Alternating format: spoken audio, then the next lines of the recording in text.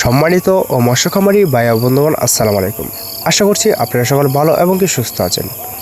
তো বেশ আপনাদের মাঝে নিয়ে আসলাম নতুন বছরের উন্নত মানের কাপ জাতীয় G3 রুই মাছের পোনা। তো আপনারা যারা G3 রুই মাছের পোনা তো চাষ করতে আগ্রহী আছেন, তাহলে রিকোয়েস্ট থাকবে এই ভিডিওটি শুধুমাত্র আপনাদের জন্য।